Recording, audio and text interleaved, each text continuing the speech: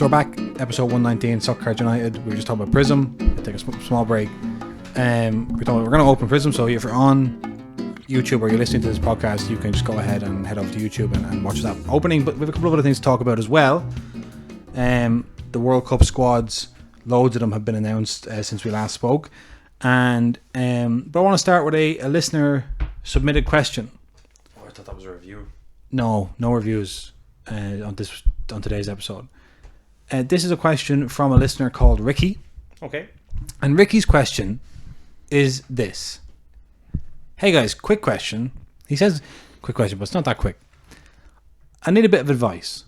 I'm thinking about grading and selling my Mbappe Orange and Green Wave 2018 Prism, numbered to 199. Okay. And I'm not sure whether to send it off and get it graded with PSA myself and then stick it on eBay, or send it to Golden, let them grade it and list it on their site. That's assuming they'll list it on their site. I'm sure I bet a card has a certain value to be on Golden. What do you guys think get me the most money possible? How is it dealing with Golden from Europe? What's the process like? Do you think it's even a good time to sell? Only about 6 months ago they were selling for like 10 or 15k. They just don't seem to be near that now. I'm not sure it'll go back up. What should I do? So, first of all, that card, depending on what grade it gets, of course, it's definitely a card that can go on Golden. Oh, it's 100% a Golden card. Don't worry about that. Yeah. Would I recommend sending it to Golden? No.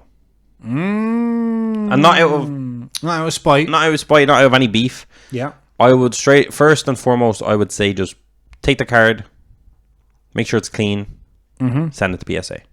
Right. That's step one. Yeah. Regardless of anything else you think. Just get it graded by yourself. Get it graded by yourself. It's not that difficult. Yeah. Especially from Europe. It's really easy. Is he based in Ireland, or is that just his name? I think that's just his name, but he... Like his IG. I think he's probably in the UK. Well, I was going to say just to send it to us, we'll ship it over. It's I would send it to PSA yourself. And then once you get it back, you can make a call on it. Like if it's PSA 10, you have a totally different card than if it's PSA 9. Yeah. First of all. Selling it raw, I don't think is crazy as well. Like if you think it's PSA 10, sell it, grade it. Because there was a 199 that just sold recently. Yeah. And it was still multi-thousand card, so... That's what I was thinking. I'm just gonna... It was a blue... Yeah, you were telling us about that on Monday's show, I think. Yeah. That was on eBay, was it?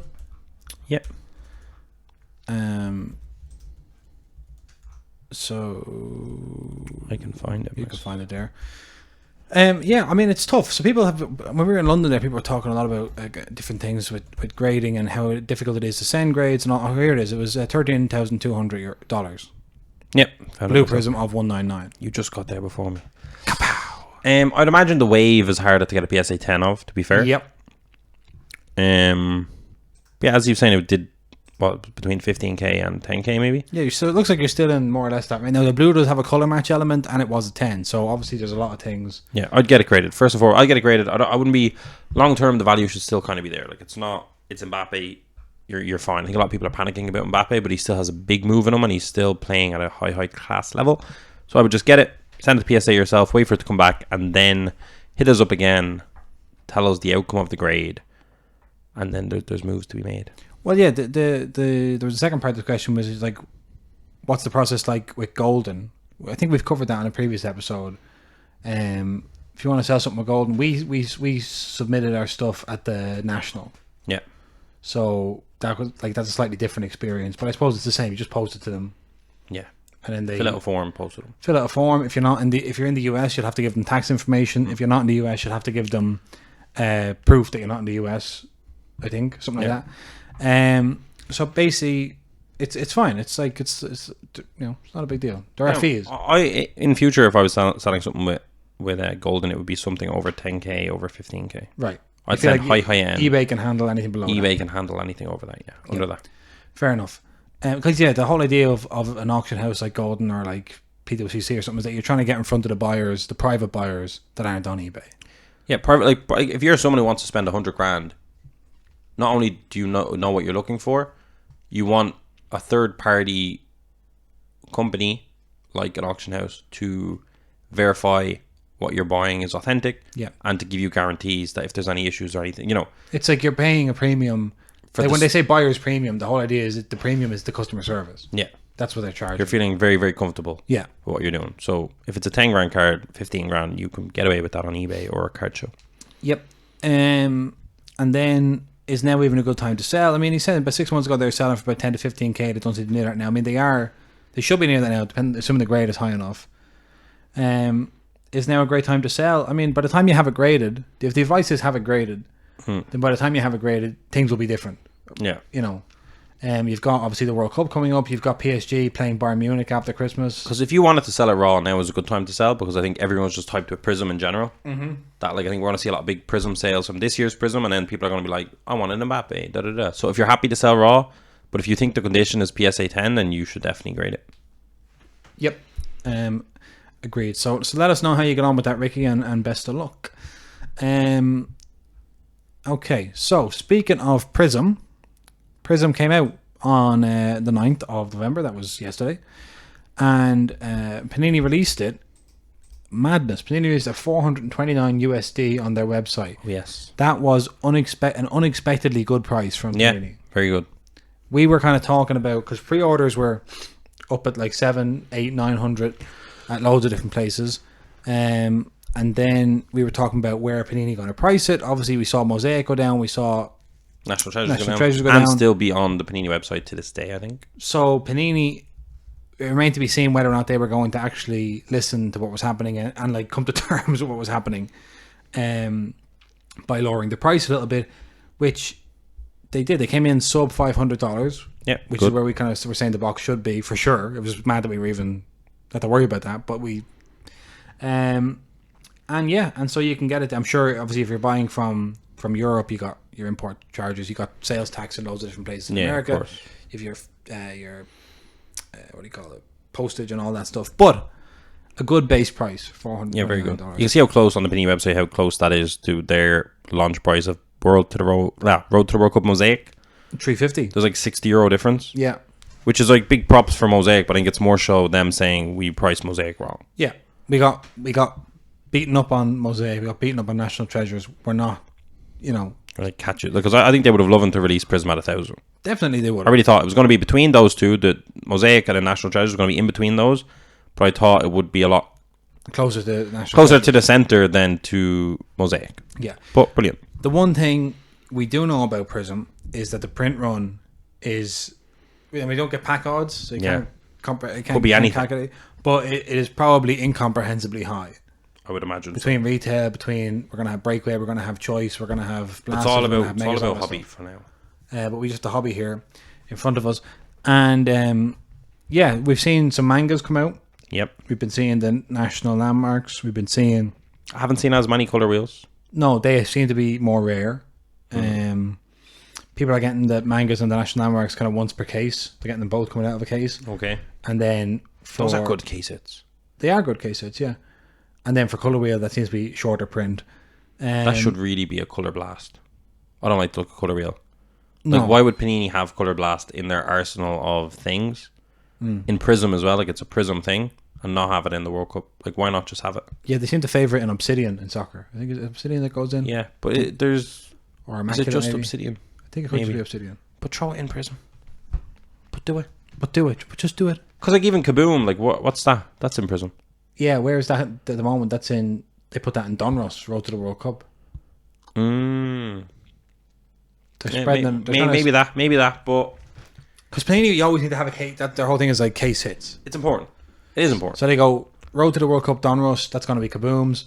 Mosaic. That's going to be Stained Glass and Overdrive. Stained Glass, I think, is the case hit. Overdrive is more rare than that. Okay. National. And Color Blast is for your Obsidian. Okay. Yeah, but I mean, but it's World Cup. We'd forgive you in World Cup. We would say we wouldn't blame you for breaking tradition. They said color wheel. That's it. They really wanted to, and they said they couldn't. That's what that was. But like they could. You could have. You could do anything you want. You do a lot of crazy shit. Yeah. So you get, what do you get? 24 packs or box, or no? 12 packs in a box with 12 cards in a box per pack. 12. 144 cards in a box. Okay. There's 12 packs and there's 12 cards in each pack. You get one autograph. You're getting an autograph, which we've seen. There's some. If you'd like to hear a breakdown of the autograph checklist, go back and listen to a couple of episodes past. 8 hobby exclusive prisms. Right. 6 silver prisms. Yeah. Yeah. Yeah. On average, on average. So of course we'll get some boxes with this. Some I haven't boxes seen with anyone hit a maroon yet. short print. And I don't think there is any Arabic text cards the way there was Cyrillic for 2018, but I kind of hope there is. Be good if there was. Hope there's a little secret. They don't mention it. There it is. Super short print. Yeah, little It'd Easter be egg. foolish not to. Yeah. I think. So we're excited to open that box. We can't really say much more. We've seen one of the 101s get hit so far. Declan Rice, the Black Declan Prism. Rice, yes. Let me tell you. And we got sent a very, very big card. An of 10 gold Prism Jude Bellingham. Jude Bellingham gold prism of 10. Officially going to the World Cup, but we'll get into that. Unbelievable. Jason, how do you feel though? I'm very excited to open this box. For all the grief we gave the checklist. Yeah. World Cup Prism. There's only been 2 sets of it released ever. 2014, 2018. Those prices are crazy. I really want to open it. I'm excited. I mean, I'm excited to open it. I think World Cup Prism has... It's almost like I've been thinking about it for so long that I can't quite believe it's here. You know, I can't believe that it's been released and we were able to get access to it in Europe. and not only that, we're able to get enough access to it that we have some boxes listed on SoccerCardsUnited.com. And enough to open one. Wow. Now, we might get wrecked on this box. Oh, I think that one... That's the thing. more or All less people a don't certainty. understand. Autograph checklist very sketchy. Print run very high, so hard to get them low numbers. So I fully expect to get wrecked on this box, but it's that... I don't know, that's it. Like, you could get wrecked on it or you could hit something huge. Well, I think... Because can I ask, do you know if the mangas, do they come in numbered as well? Can it be like a gold manga of 10? Do we know? I don't know. You don't know that to be true? So, I hope there is. Because was there for that National Landmarks? I don't know. I hope there is. It'd be foolish not to again. Like, why would you not? Yeah, I don't know why you wouldn't. Yeah, why would you not? It could be like the Topps Renaissance thing where there was one parallel. There was the base and then there was red ones. Yeah, I feel like I've seen a National Landmarks parallel before, but I might just be dreaming. That could be the stuff of dreams. But like, it would make no sense not to. Unless I think it takes away from... No, National Landmarks Prism Mojos to 25. Okay. That's from 2018. So but is there other that aren't 25? Once I click a few chocolate cakes, I'll let you know. Verify. I did it. You got the chocolate cakes? Yeah, I did it very well. Oh no, look. What's this? Say what you like about Enzo, but he can identify chocolate cakes like nobody else. I don't know what website I'm on. Oh yeah, we've seen these before. Come on. Let me have a look. Yeah, they're all the Mojos. Yeah, but they're National Landmark Mojos. But I think it might just be off 25. Like the Renaissance. Yeah, maybe. Still a bit strange, but I was going to say about getting wrecked on World Cup Prism. I think this is when we were on Sports Card Nonsense that I was saying, like, the thing about World Cup Prism getting wrecked on it is like it's not like getting wrecked on Premier League Prism or getting wrecked on Topps Chrome, where it's like I expect to get wrecked at least once a year on this product. It's World Cup Prism. There is an element of, I believe, there's an element of, well, it's every 4 years. It's a special occasion. You're opening it kind of more as a part of your entertainment of the World Cup than anything else. With like a kind of financial hat on. If you hit something great, if you don't, it's almost like a rite of passage. It's like how people spend too much money on gifts at Christmas. Because it's Christmas. It's the World Cup. Yeah. The Christmas of football. Right. Yes. National Landmarks in 2018. Okay. Had standard cards. Yeah.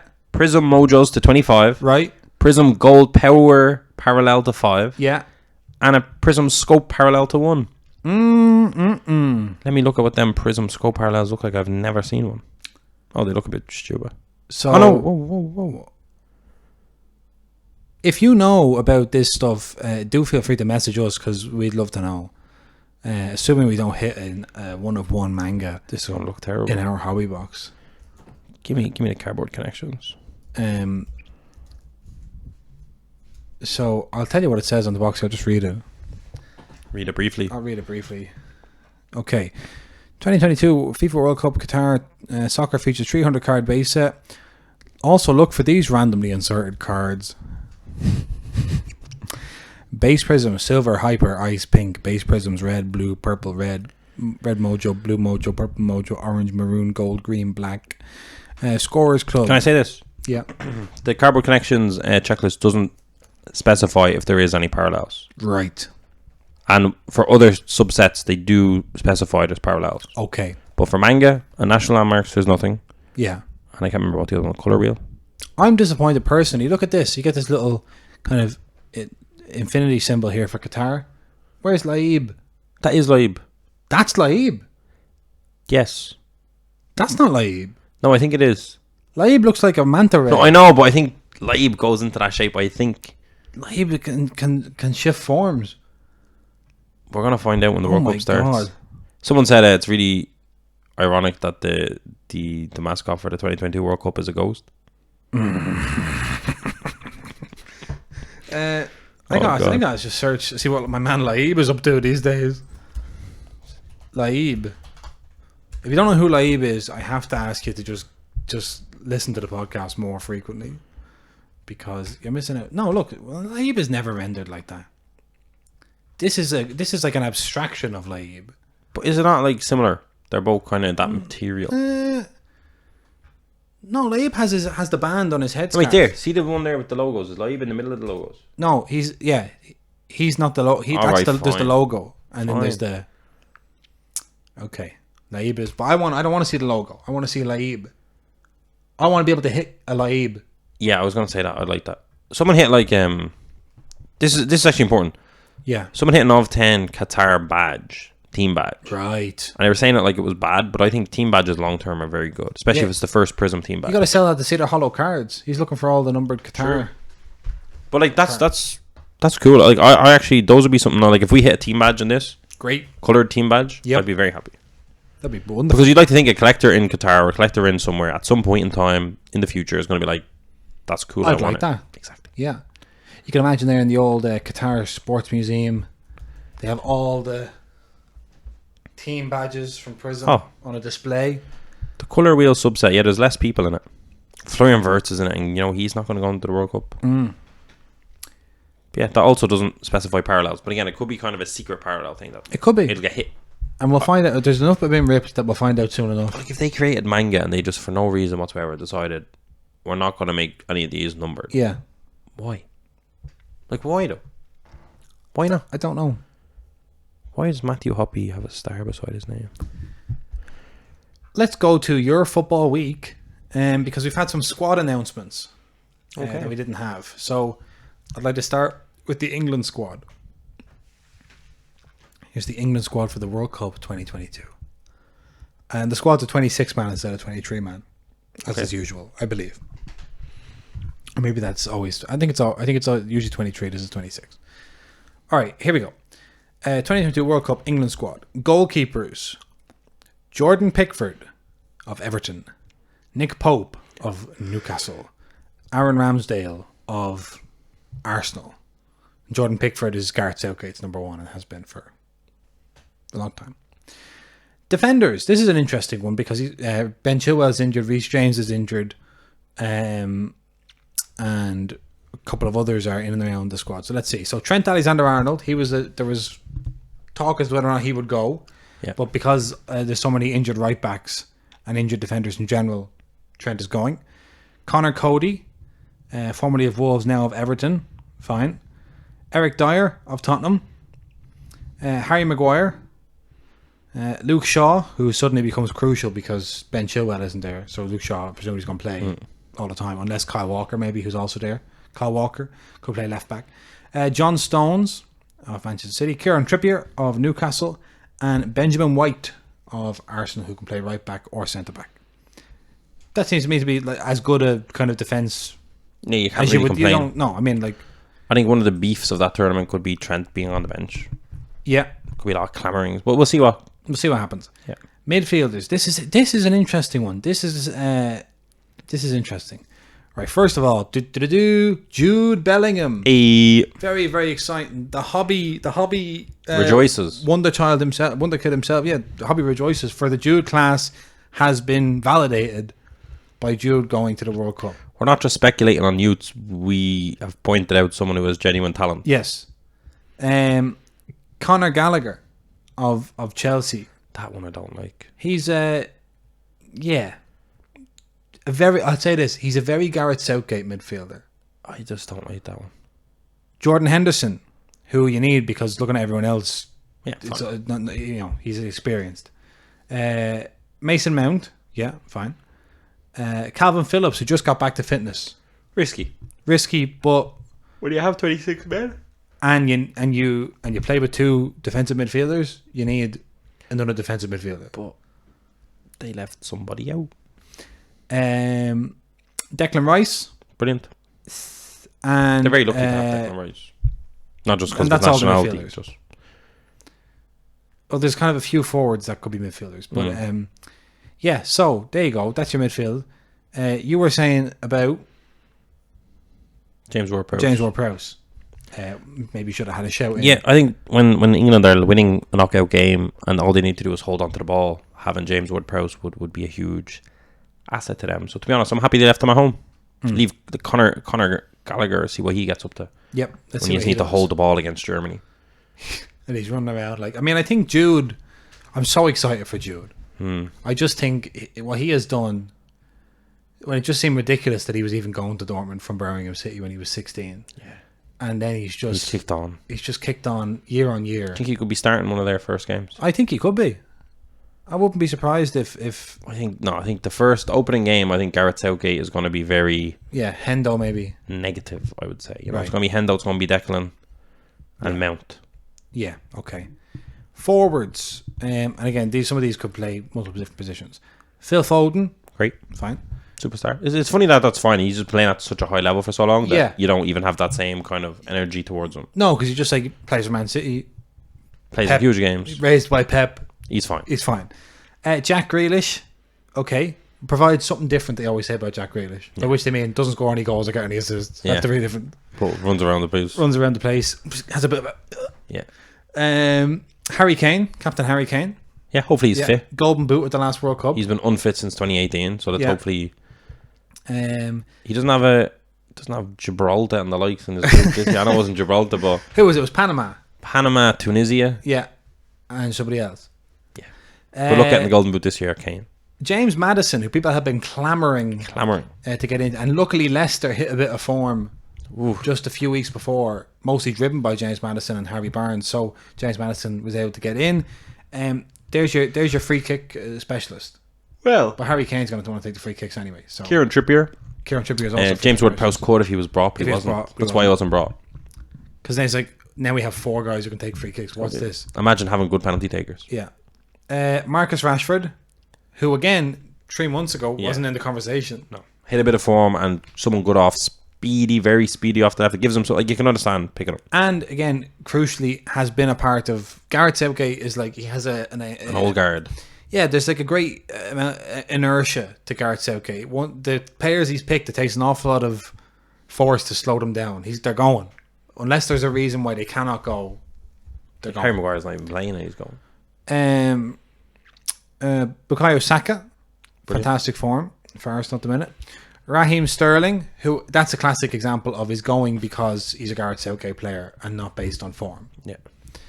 And then, very interesting one. People were talking about should Ivan Toney go? Should I can't think of another example go? But one of the shouts was Newcastle's Callum Wilson, and Callum Wilson is going. He got picked That's really big. to deputise for Harry Kane at centre forward. Because you look at that, Tammy Abraham was the other person I was thinking of. Who is the centre forward? Because like if Harry Kane gets injured, none of the rest of them really. You don't want any of them playing through the middle. No. So Callum Wilson is going as He's very injury prone though. very injury prone. He just has to survive for 4 weeks. But there you go. I think he's a very good backup option. No, I think it's brilliant. And you'd like to see him get minutes. Yeah. So we'll see what happens with that. Overall, like one thing I was thinking about reading these World Cup squads was like it always seems like kind of a more complicated thing than it is. But then when the squads come out, like you're kind of clamoring over the England squad and all this talk about it. He should be in, he should be out. Why is he there? But then you look at that squad and you go, I mean, yeah, they're kind of like with Brazil. It's like, yeah, I mean, at a certain point you just have to pick a player. Yeah. Someone has to get left. Someone has to get left. But I think Conor Gallagher over Ward-Prowse was weird. Yeah, That's the only thing I think I'd make different there, really. yeah, that's probably just big club bias. Yeah, but I know that's you can say James Ward. Listen, if you just moved club instead of Yeah. sticking in Southampton, if you just moved somewhere, you'd have been Yeah. playing for England. But I mean, who really there doesn't?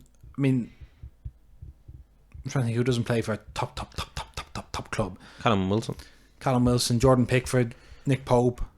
Phil Foden, and Jack Grealish. Hey, Go on, go on. So very good. But So- like, what about like Aaron Ramsdale? Would you have him as your number one? I personally would have Ramsdale or Pope over Pickford because I think Pickford, although he's calmed down a bit, is He's just done a too nut job. accident prone. Yeah. I just wouldn't feel confident. Yeah, the same way. But like Tomori, actually, excuse me. Yeah. I mean, I want to say he should be in there. Like, he should be in there if Gareth Southgate was the manager, but he is the manager. So if he was in there, he wouldn't be playing. Yeah. Do you know? Like you could say, like it matters. Like Maguire will start. Yeah, Unless, I mean, John Stones will start, and it'll either be looking at that, if really as a if I could be Gareth Southgate for a second, I'm playing. Would you put on the blazer, the sweater? Yeah, and the waistcoat and all. Yeah, the waistcoat. And a big wide tie. I'm going three centre halves: Maguire, Dyer, and John Stones. Kieran Trippier at right wing back, Luke Shaw at left wing back, 2 defensive midfielders, 3 attackers. Bob's your uncle. Here we go. Go win the World Cup. Go and win the World Cup. You're telling me Kieran Trippier right wing back, you wouldn't have Trent? Oh, imagine Trent at right wing back in a World Cup. He'd be all over the place. But he could. I don't hear if there's one tactical solution I could offer you for having Trent at right wing back. If you have Calvin Phillips and Declan Rice in the hole. No, if you have Kyle Walker As a playing centre-back. right centre back, he can cover that Yeah, space. if he's fit enough to do that, that's definitely something. Because Yeah. could Trippier not go left back? He could do, yeah. Because I don't really But I fancy. think Southgate likes Luke Shaw. I know, but Luke Shaw depends what fucking time of the week it is. Yeah. If he's fat or if he's not. Oh my god. He literally, as soon as Alex Telles signed, he Yeah. fitted up and got his place back. He's a player As soon as who's Malacia started playing well, he fitted up, got his left back. I don't see a left back giving him any challenge in the England squad, and I think that could result in him being terrible. yeah. Also, Bukayo Saka sometimes plays wing back for Gareth Southgate. That would be mental. So we'll have to wait. It's a and grand see. squad. Like, It's a grand squad. You can pick holes. You can say this player, but in general, Ultimately, it's fine. Like ultimately it's fine. But ultimately, it's about the style of play. Is he going to play defensively? Is he going to let the Yeah. attackers attack? Is he going to play expansive football? Are they going to get on the ball? And they have 3 group game matches where they should be the favourite and should dominate yeah, but they don't want to. and should play sparkling football. But will they? But it's a good tournament team, to be fair, Yes, as we've seen the last 2 tournaments. a slightly more glamorous squad just across the English Channel in France. France, I'm going to tell you the squad now. So, in goal, we have Hugo Lloris, deputised by Alphonse Areola and Steve Mandanda. I feel like Mandanda has been around for years he's and has been- never. Mike Magnan's still injured, I assume. Yeah, he is, yeah. Nah, Um, he's the next French he's the next keeper. one up. The This next will be World Cup. Lloris's last. Yeah, the next World Cup, it's going to be Mike Magnan in goal. Yeah. Left back, we have the Hernandez brothers, Theo and Lucas. I think Lucas probably play In centre back. in centre back. I hope Theo starts for them left back. It'd be a disgrace if he doesn't. He's Well, the best left back I've ever seen in my life. very interestingly, Ferland Mendy of Real Madrid was not selected. Oh. So the left, it's either Lucas or Theo playing left back. That's big respect for Theo. Theo has been out on the outskirts of the French Yeah. team for a long time and being one of Milan's best players for a long time. Now he's the captain, one of the captains. And yeah, I honestly, watching France, when we seen them, like they need an attacking fullback to kind of free up space for their attackers. Yep. Okay, this is a crazy centre half depth. I presume with this he must be thinking of playing a back 3 because there's too many centre halves. So he's Yeah. not playing back 3. Kimpembe, Jules Koundé, William Saliba, Rafa Varane, Ibrahim Konate, and Dayo Upamecano. That is just, I mean, but in fairness, I think Varane's like semi-injured, so you can kind Varane's of count semi-injured. him in and out. and then I look at everyone else. Koundé I like. Saliba's playing well. I don't know. I just worry about leadership a little bit and that. Yeah, like if Varane's not fit, I think the 2 centre-backs is going to be real difficult. Yeah, and if it's 3 centre-backs like we saw in Denmark, and it's 3 young centre-backs playing international football, I think Lucas Hernandez will be beside Theo Hernandez. I think if it was me, I'm playing both Hernandez brothers. Yeah. Because if Lucas is playing, kind of like in that Kyle Walker thing we just talked about, if he's playing outside of the centre defence on the left, let Theo go for a run. Yeah. Lucas can cover it. But I don't think if it's Theo, Lucas, Varane, and one of the other ones, I don't even know who I'd pick, to be Yeah. honest. Wait, is Kimpembe there? Yeah, Kimpembe's there. Probably him. Yeah. And then Pavard on the right. I think I'd be really happy with that as a balance. Yeah. But even this graphic seems to show France as a back four. Yeah. It's strange. Pavard is the only right back, but Jules Koundé can also play right back, I believe. Okay. Now, into the midfield. This is very interesting. Pogba's injured. Kante's injured. See, Pogba put up a video of him jumping around his knee On his to be knee. like, I'm grand. Yeah. That's why your knees broke. You're dancing from the first place. So we have in the defensive midfield, we have Fofana from Monaco and Jordan Veretout, who was at Roma and is now in Marseille, I think. Then you have Eduardo Camavinga, Adrien Rabiot, Tchouaméni, and Guendouzi. Now I look at that midfield. Very strange noise there for a second. I look at that midfield. It's missing. And it's Adrien Rabiot is the midfield general. Yeah, the elder statesman. And I worry Deeply. But they lost Kante, they lost Pogba. yeah, Matuidi obviously isn't around anymore. yeah. Knocking about. Is there anyone that screams that it's missing? Like, is there anyone? I don't know who I would. I don't know who I would pick that isn't there. I just. No, like it's really being left up to the young, Yeah. the youngsters. Like I expect Camavinga, Tchouaméni, like one of them is definitely starting. Probably both. Yeah, I think Tchouaméni has had a better time than Camavinga this season in terms of Real Madrid. I think he'll probably want to put him in, but then you're probably looking as well. You're going like, do I want two of my? Like Veretout is not as good a player as them, but he's an old head, not at international level, but at club level. You know, that'll be interesting. Yeah, French's midfield has question marks. So far, the spine of the team lacks experience. True. That's the main thing that's jumping out to me. Now, up front, it's a totally different story. You have Kylian Mbappe, Kingsley Coman, who is in there as a kind of a Marcus Rashford style selection, Raheem Sterling style selection, the manager's pick. Christopher Nkunku, who's been on fire, and may not get to play at all. That's the sad part. Yeah. Very sad. Karim Benzema hasn't been playing for Real Madrid in the lead up to the World Cup, so his fitness is kind of under question, but presumably fine. Olivier Giroud, who's been in fantastic form for Milan, Unbelievable, and is very close to being France's all-time scorer. Yeah. If not, I don't think he's there yet. Sure, he's not. Don't think so. I don't think so. And then you have Antoine Griezmann, who Deschamps loves, and Ousmane Dembele, who obviously was part of the World Cup winning team. Oh, look at that. Yeah. And I say the form. I think Giroud's form and just how he plays as the target man, Yeah. unbelievable. Obviously, Benzema really links play. I mean, those two have had a lot of a war of words about, because they realised that they're competing for the same spot. No, that's what I'm saying. Yeah. They can't necessarily play together, I don't think. No. And so I'm thinking of this. I'm thinking you have centre backs that that and the midfield spine, right? So the central spine kind of dodgy, kind of frail. Then you get to the front 5, 6 players that can play in that front three. And, you have Mbappe who wants to be the superstar. You have Nkunku who's played really well but probably would be sitting on the bench. Yeah. Coman, who people are kind of looking at going, why are you here? But he's also like, I've won a league title every year in my career. Don't question me. Yeah. You have Benzema who just won the Ballon d'Or and almost has to start. But then you have Giroud who is a phenomenal player. And who the whole team functions around. Yeah, I know. Very well. Who Mbappe likes playing with. No, everyone likes playing. But of course, Benzema, everyone likes playing with him as well. So it's really hard. So that even though that's a beautiful problem to have, it's a problem. It's not settled. And then you look at Griezmann, who in the 2018 World Cup, everything kind of went through him. Yeah. He was on every free kick. He was, And as far as Deschamps is concerned, that's still he's the case. the man. Yeah. And then obviously Dembele, who's in great form, but as we've seen, his decision making in the final third is shocking. Yeah. So it's like they have all the ingredients for a great tournament, but they have all the ingredients of a complete capitulation. This strikes. So the thing about France is, right, so no team has retained the World Cup since 1962. The last time France won the World Cup in 1998, prior to 2018, and they had a horrible tournament the following time. This, for me, has all of the... Can I say after 2006, when they got to the final, lost to Italy, of course.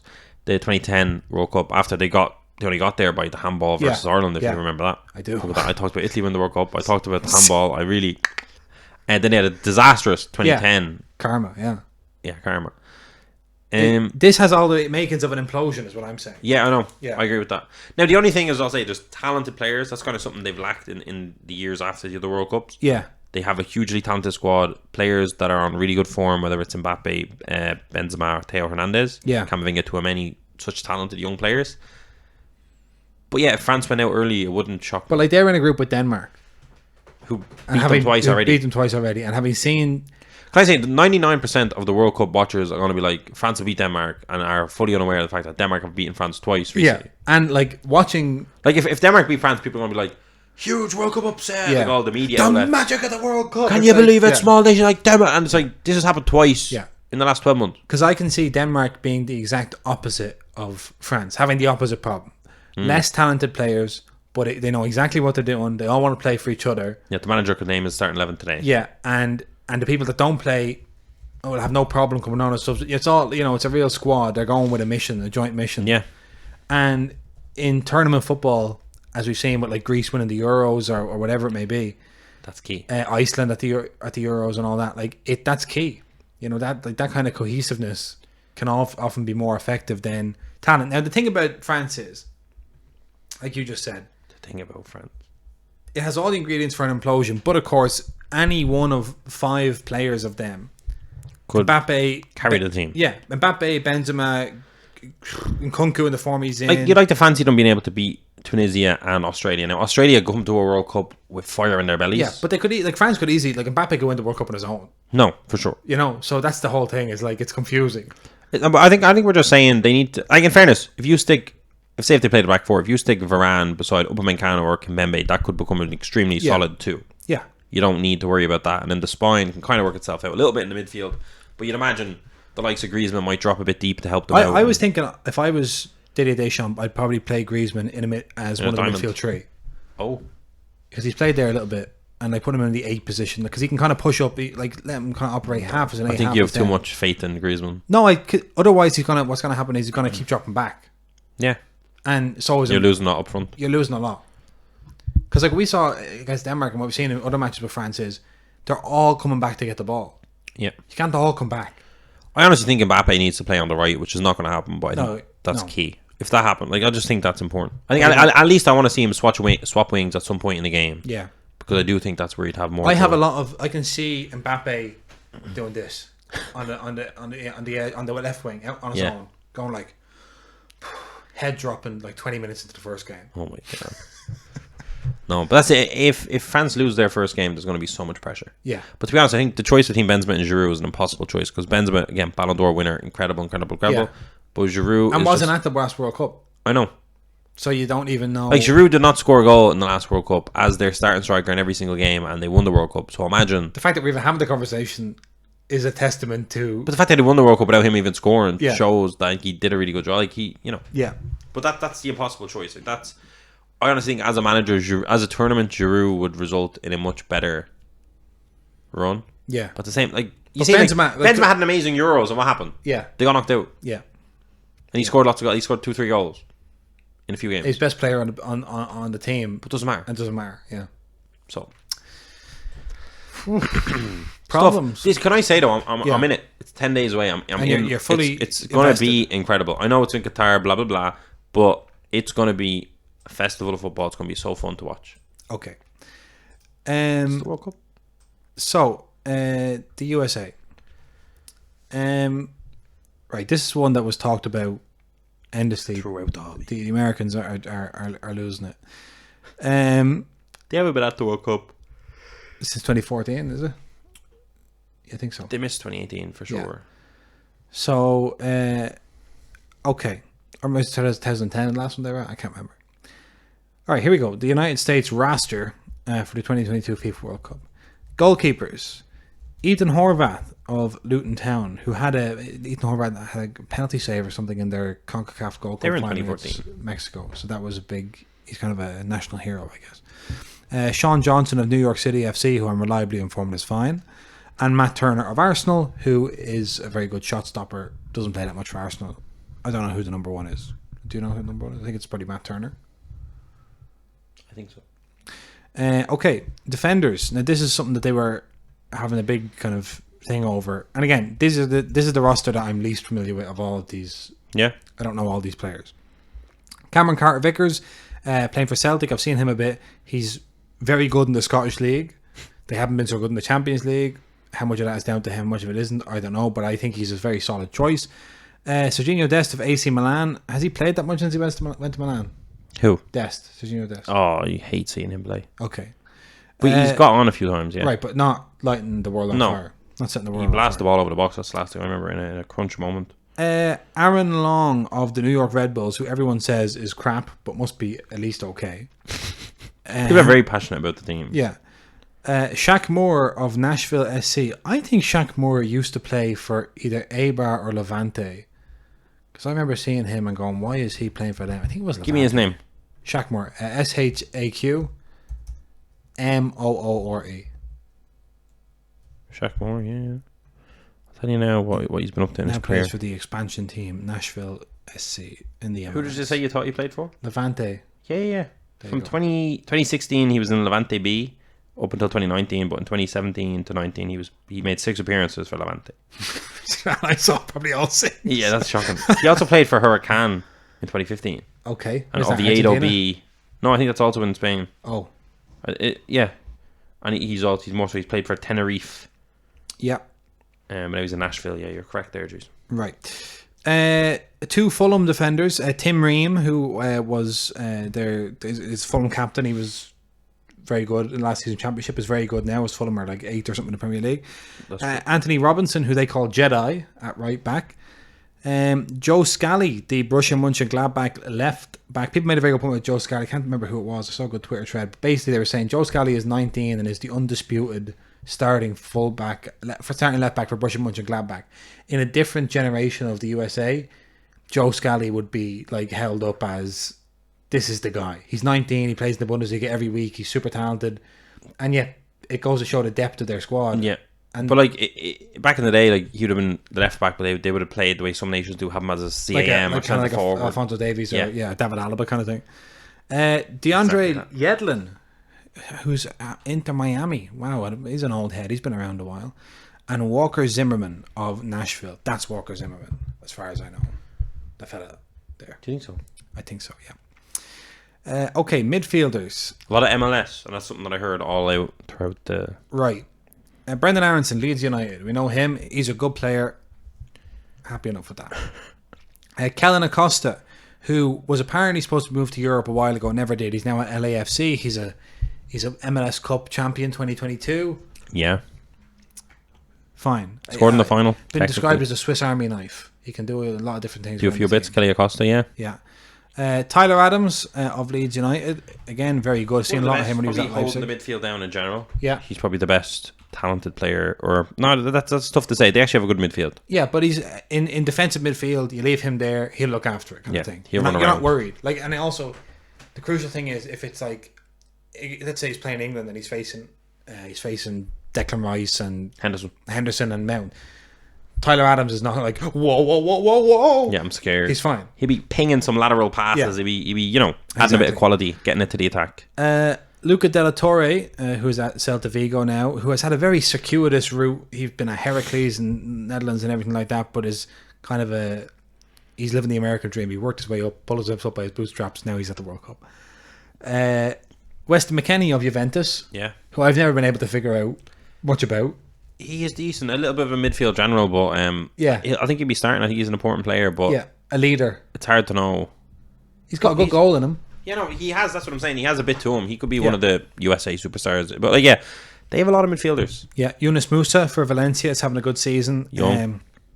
There was talk of him. He could have played for England and all that stuff. So he's genuinely. Do you think the midfield will look like West McKennie, Musa, Tyler Adams, or what do you think? I think it'll probably be. Like, I'm assuming there's a 3 midfield. I think so. I think someone pretty good. Tyler Adams, Weston McKennie, and somebody else, either Aronson or Musa. Yeah, obviously, like Aronson's so much creativity, but but look at Kelly Acosta. They have. I think they'll be using a lot of their subs. There'll be a lot of their midfielders coming in now, changing around. Okay, forwards. This is the most controversial of all of the areas. So the forwards are Jesus Ferreira of FC Dallas, Jordan Morris of the Seattle Sounders. Would you Google something for me? Yeah. Was Jordan Morris at loan on Swansea, on loan at Swansea last year or the year before, or did I have a stroke? That's a sick stat. I hope he wasn't. I really hope he wasn't. Oh God. I think I remember him lumbering around. Swansea City, 4 games he played. You caught I saw them all. You saw them all. 2021, he was Swansea City for 4 games. Didn't get a goal. That was, oh my God, he was shocking. He has 11 goals for the United States in 49 caps. Yeah, he's been around a long time. So he's going on, I guess, on the basis of his form with the Seattle Sounders. Christian Pulisic of Chelsea, Captain America, still 24 years of age. saw him last night against Man City in the League Cup. Wasn't up to much. He missed a couple. I was literally watching it going, this is the guy. This is the guy who's going to play every minute of every game. This fella can't hit a barn door. But he's stressed. He has the weight of the soccer. He's the LeBron James of soccer. It's not easy. I know. It's like LeBron with the Lakers. You're carrying the team. It's not easy. And imagine doing that without that talent. Yeah. It's just decision making. But the thing I'm seeing, I would love to get the average age of this squad. Yeah, it's young. It's young. Youngest squad at the World Cup, I believe. Doesn't shock me. So Christian Pulisic, the thing is, he's so frustrating because he's so good, and it's just that it's like, imagine if Ousmane Dembele was France's best player. Yeah. It'd be like that. It's like he's brilliant, except most of the time when he's shy. 21 goals for the United States. I know, and that he's a talisman for the national team. Yeah, it's one of those. He performs better maybe at international level. Yeah, maybe because it's hard at Chelsea where you're not like the guy, and you only get to play bit parts, and it's a lot of pressure. But at America, it's like you're the leader, do what you want. Here we go. Right, then Gio Reyna, Borussia Dortmund, who people tell us is the most talented of them all. Just 19. Just 19. Can do everything, they say, except play 90 minutes twice in a row. Oh my God.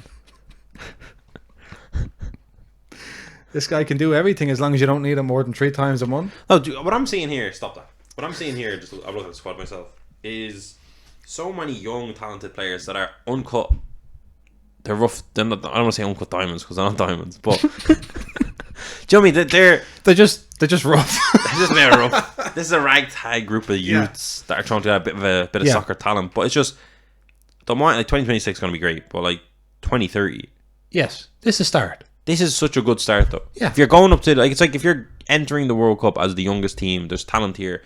You know, you might don't worry about it. You might do terrible, but just enjoy it. You better to do terrible with a lot of young talented players that may or may not be good. Yeah. Than to be showing up a lot of veterans that are we know are not good. Yeah, I agree. I don't know. I just hope they do well. Do you know what I mean? They won't. It's become harder and harder for me to pretend it like they will as the World Cup's got closer. You think there's going to be a rough? Well, like Iran are just going to be drilled. Iran are just so well. Mehdi Taremi is better than any of the US forwards.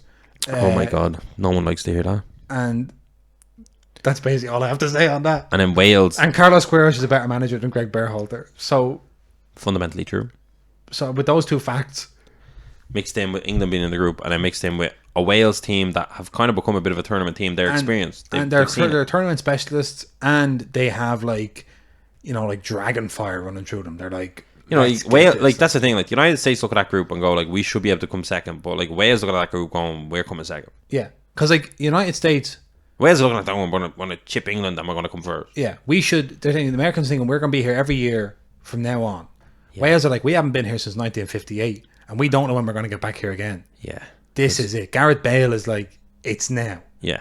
Like, he looks so disinterested at club level for years, but, like, you're going to see a man, like, what Gareth Bale could do at this tournament. And what he does, like, we see when he watches it, when he plays for the national team, he scores goals from 40 yards out. He does bicycle kicks. He's scoring, like, mad floating headers. He scores direct free kicks when he needs to. Yeah, people aren't ready. He just goes, like, do we need to... Oh, okay, fine, I'll just score. You seen it in the last seconds of the MLS Cup. He said, listen... He's a clutch player. Oh my God. But yeah, to be honest, it gets exciting. I'm excited for that group, but I do think either the United States could do something incredible, and get out of it, but I genuinely don't like. A lot of people are like, that's the bare minimum. Is we don't get out of this group, and that's what scares me, because I mean that's it. I think if you're from the United States, especially you go to the Olympics, you're expecting to win most of the gold medals. Do you know? I don't think a lot of people from the United States, especially the casuals, which is the sad thing, the people that we could get in fully, Yeah, are we looking know at- that pretty much everyone listening to this podcast is understand. not. Yeah, We're not.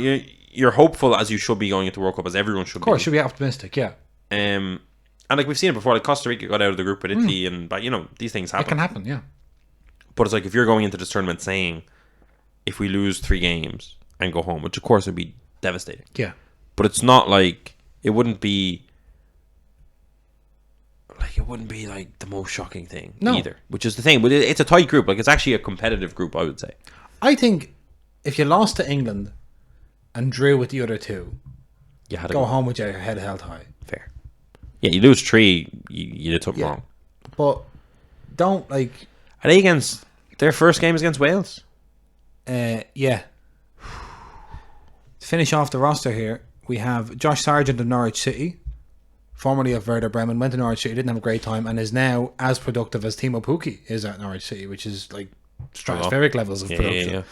You have Tim Weah of Lille, and you have Haji Wright of Antalyaspor in Turkey. So a couple of big omissions there. Yeah. One is Jordan Pifuk of Union Berlin, who must be thinking that Gregg Berhalter can go on Jordan Pifuk himself. He's scoring loads of goals for Union Berlin. They're top of they're second in the Bundesliga. They're scoring in the Europa Conference League. He had a great season in Switzerland the season before. I don't know what it is between those two, but Berhalter clearly doesn't like him or trust him. Oof. I don't know why. Yeah. Because it can't be form. And I mean, it's funny because we talked about Gareth Southgate having Gareth Southgate players, Didier Deschamps having Didier Deschamps players, and now Gregg Berhalter having Gregg Berhalter. The difference is that picking Raheem Sterling just because you like him is kind of like, well, he's still Raheem. There's a ceiling, there's a floor. Yeah. It's like, all right, you can pick him, but like you're not picking, you're not picking Harvey Barnes just because you like him. You're not picking Dele Alli in Do you Turkey. know what I mean? It's like, he's doing well there, grab him. It's like you still have to be at a certain level. France, it's Kingsley Coman. Why are you picking him? He's not in great form. Well, he's won the league every year of his career. Yeah. Fair. I think Pifuk deserved to go, but that's, I don't know, it's between Gregg Berhalter and his god. Ricardo Pepi, I would like to know, and if anyone has this stat. It's a stat I thought of and then couldn't possibly have spent time researching. Yeah. I would like to know if there's any other team at the World Cup that isn't bringing their top scorer from World Cup qualification. Oof. Ricardo Pepi was top scorer in World Cup qualification and isn't going to the World Cup. Is there any other team That do that. that would do that? Without an injury. Without an injury or some other Sadio Mane extenuating could have circumstance. Yeah. When you put it in those simple terms, I kind of think it doesn't matter. But it was 3 goals, not the... It's 3 goals, but it's, Was it 3? Like, I think it was 3 or 4, yeah, but it's probably 1 or 2 more than anyone else got. It was That's definitely what I'm more than saying, anyone else got. yeah. So, like... I honestly, I look at Jordan Morris. I don't know if that's a shocking one to drop. MLS veteran, long trusted player for Berhalter. Would be shocked to see him start or go a full 90, but his energy, ability, puts himself in dangerous spots. That's a squad pick. But like for me... That's his Danny Alves. No, I know, but this is the thing. Like, this is stupid. There's probably another player I should pick out here, but if you took him out, put Pepe in, like he's 28, Pepe's like 16 or something. Because if I'm Gregg Berhalter, I'm like, all right, listen, Yeah. we got knocked out, but the average age was 21. Yeah. What do you want me to do? These are kids. They'll develop. But as you said, it's not even about that. That's not the important thing, obviously. He was the top scorer. What do you want him to do? Yeah, but somewhere it was quoted of saying that he chose Jesus Ferreira. It was Ferreira or Pepe. Yeah. And he chose Ferreira. Now, Jesus Ferreira had 18 goals in the MLS. Yeah. He's most consistent, blah, blah, blah. Like, I watched him play a lot. Yeah. Good player. Good player. Great player. Yeah. You know? Well, I think like Pepe for me is being punished because Berhalter has an MLS thing. He likes he for some reason He's like the equivalent of like an English manager that just watches Premier League. not picking Tomori. Oh yeah, because that's, and again it goes back to, you can kind of do that in the Premier League because Connor Cody ultimately can only be so bad. Yeah. The MLS, the floor is so, and not that Jesus Ferreira is a bad player, but like Pepe to me has been punished for his ambition and his adventure. He went to Augsburg, it didn't work out, they didn't play him. He pushed for a move then to Groningen and has been scoring in anticipation of getting picked for the World Cup. There's nothing wrong but moving to Germany and trying it out. Oh, I know. And you might say you have Jordan Morris there for leadership. What's Jordan Morris know about winning World Cups? Yeah. No more than you or I. Pulisic is your leader. That's Yeah. it. Doesn't matter what age he is. Pulisic. I think this is. There's a recipe for disaster here as well. I think it's a recipe for just being a complete anticlimax. Yeah, they're too young. Like, the fact that there's not a set starting 11. Yeah. That's the thing. Like, your centre back needs to look at the centre back beside him and be like, "We've done this 20 times." Yeah, here we go. You need your right back and your left back to be like, yeah. You need your midfield three to know what it is. You need your front three to be on the same rhythm. Generally, you want the same. If you did well in qualifying, you want the same squad going into the tournament. He was going into qualifying games where it's like, this week, this qualifier, I'm using all players from MLS. Yeah. This qualifier to make, like, it made no sense. That's not how you do World Cup qualifier. Yeah. Now, some of that was because of people couldn't travel and all, but still, you still be trying to work towards a settled 11. But having said that, yes, having said that, magic could take place. Like, I would love Sean Johnson in goal. I've seen him for years in the MLS. Sean Johnson. No, but I've watched the MLS for the last 10 years. I think he's just been in. He is an absolute veteran, right, in the MLS, and he's good. Yeah, he's good. Like, yeah. Well, it's like, why is Ethan Horvath in there and Ricardo Pepi isn't? What's your problem? Because like Matt Turner doesn't really. No. I look at that. The forwards, because I think ultimately I don't know how much international football people have watched, right? Because I know a lot of people that listen to this are new to the sport. But ultimately, a lot of international games are won by 1-goal margins. Yeah, it's a lot of times.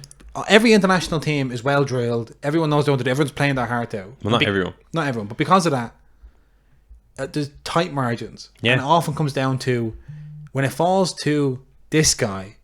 Can he make the decisive action? But like, Jason, this is what I'm thinking. Imagine them lining up, right? Okay. Because they're going to be hungry as well. They're coming here with a point to prove, right? Yeah. You have your Serginho Dest, you have your Cameron Vickers, Aaron Long, Anthony Robinson, Joe Scally. These are good players. Brendan Aronson, Tyler Adams, Weston McKennie, Yusuf Musa, right? Imagine these are part of the 11 that are on the pitch today. Yeah. Then you have Pulisic, you have Reina, maybe Jesus Ferreira, Tim Weah, Josh Sargent, someone through the middle. Yeah. I think we could see potentially some really good counter-attacking out of that team. Tyler Adams, McKennie, box-to-box, Musa as well. Mm-hmm. And there's the front three. Like, they don't really have a target man so much. Like, maybe Jordan Morris more so. But, like, it looks like they're going to have three kind of runners. 3 wingers as the 3 attackers almost. Mm. They like the other national teams might kind of be like, United States, we'll get them. I think... Like, Wales could dominate the ball game 1 and you could see Reina breaking legs on a counter. You just don't see it. I think if they get out of the group, that may be true. But Wales and Iran and England are all teams that also do that. Yeah, but ultimately the quality kind of comes in. I don't think they'll let Weston McKennie and Tyler Adams be passing the ball around for ages and trying to counter them. Well, that's what they do against much worse teams. That's the whole thing about Gareth Southgate, is he's no ambition. I know that. And Wales aren't looking at their squad going, we're much better than these lads. They're going, Gareth, you're a lot better than these lads. The rest of you try and keep it solid. That's true. They're looking at a lot of European players. It's a problem because I think the US have been, it's unlucky. Like, maybe they should have been drawn against, a Belgium or a Netherlands who are going to go at you a little bit and you can catch them. But you're not going to get Iran to be ambitious against you. No, yeah, Iran. You have to kill them. Yeah. You have to kind of... It's like... create a goal in a tight space. You have to create a goal. But like, McKennie could pop up. He could. We're going to be watching this World Cup with absolute enthusiasm. Complete interest. Yeah. Yeah. Complete intrigue. Yeah. That group is kind of one of the craziest groups in it. When you really dig in to what the games are going to be. Not even from an entertainment point of view, but from just purely, how is this going to finish? And I might just finish 0-0. Yeah. I think this is going to be quite a low-scoring group.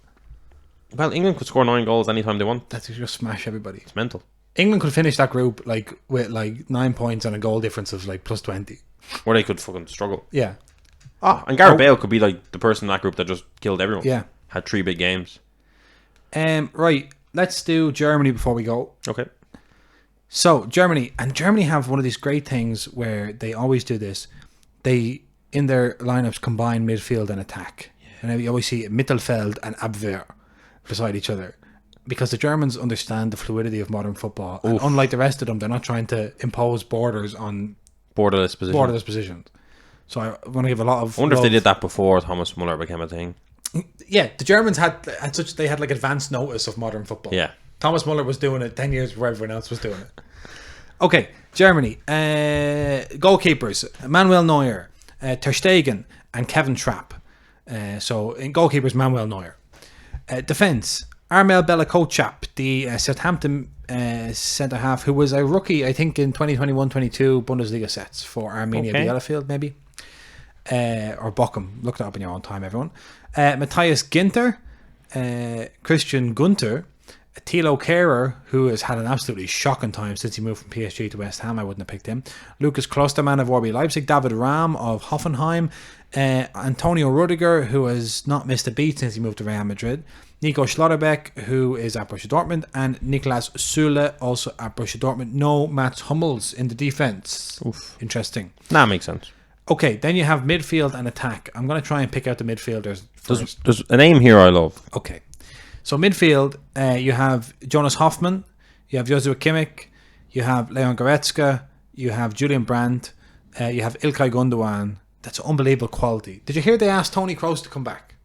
No. Toni Kroos retired from international football. The German Hansi Flick asked him to come back, and Toni Kroos said, "No, thank you. I appreciate the offer, but it's past my time, and I think there are other players who deserve to be there more." And I was talking about this with somebody, and they said, imagine you were the player, like, you made a mistake. You're like, I'm here because Toni Kroos didn't want to come. And it's like, you hear him saying, like, no, there's other players who deserve more. Like, the amount of pressure, because it's like, ultimately, he's Toni Kroos. He's still the best midfielder. He's still the best one. Yeah. Like, anyway. he was, I mean, Joshua Kimmich, but still. apart from that, it's Toni Kroos. Yeah. So then you have the more attacking people who are Karim Adeyemi of Borussia Dortmund, Niklas Füllkrug of Werder Bremen, calling for him to be picked in Germany just because if you need to go direct, Füllkrug can score a header and stuff like that. Okay.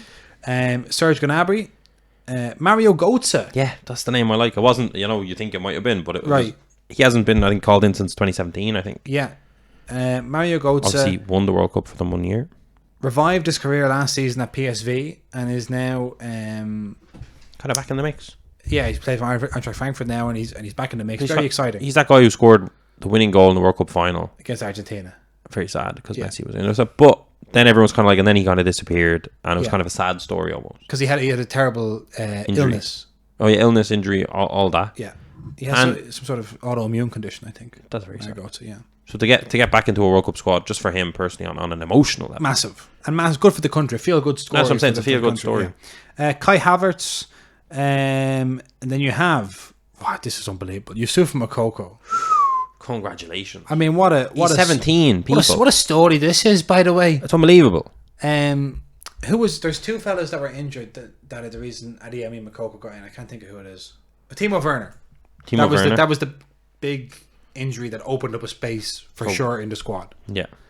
Moukoko going in off the back of his form. It's so interesting because the reason that he's there is because Marco Rosa did such a bad job with Dortmund that they sacked Marco Rosa and brought in Aiden Terzic, who used to be the academy coach, who likes Moukoko, knows Moukoko, is very much a club man, who plays Moukoko.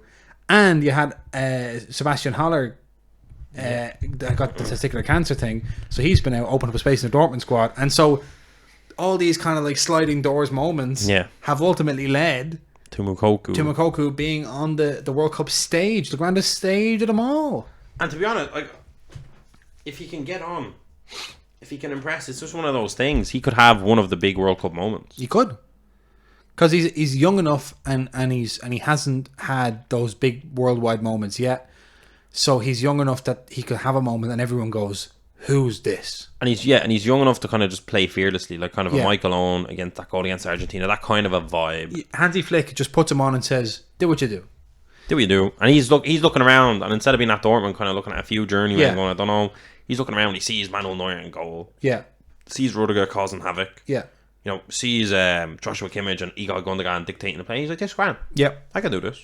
And then you have Leroy Sané, and then the two players that I always love seeing for Germany, because they have Nagelsmann has them playing as dual number 10s at Bayern. It's so good. Musiala and Muller, Jamal Musiala and Thomas Muller. I just think I love the two of them. for different reasons. But I think Yeah. Musiala has been the best player in Germany so far this year, and Thomas Muller is Thomas Muller. It's so funny that Musiala could have the same kind of an impact at the World Cup stage that we're talking about Moukoko. Just shows how young both of them are. Yeah, It's crazy. Shows how young Moukoko is that Musiala almost seems like he's not. Musiala is past it. Like, we've all heard of Jamal Musiala. No, yeah, he is but there. like he, yeah, He's a teenager. yeah, he's a teenager. Yeah, so I love Good this mix of squad. old experience and young talent. Yeah, you can never write off Germany. No, it's a good squad. You can never write off Germany. People may not Moukoko gets some World Cup minutes. Oh, imagine. Oh, imagine whoever I bought can't that. But, like, that it kinda- auto, be very happy. like when you bring kind of an older player, you can kind of leave them on the bench. But I think if you bring a Moukoko, What are you bringing him for? I need to play him. You need to bring him on. Yeah. That'd be interesting. Their group is what, Spain, Costa Rica, Japan. So there's no easy game there. No, there's no easy games. No easy games in international football, people. So there we go. So we'll keep you abreast of all the other squads as time goes by. Tomorrow morning we're off to Munich. It's So our last trip abroad, we think, until- between now and the end of the World Cup. great. As soon as the World Cup's over, we're abroad, Jason. You don't even get your Christmas. Oh, I'm straight up to Santa's workshop to get those boxes out to people. That's what I do. Imagine people start writing hobby boxes on their Christmas list, and everyone's like, "Where'd you get them?" SoccerCardsUnited.com. Ah. All right.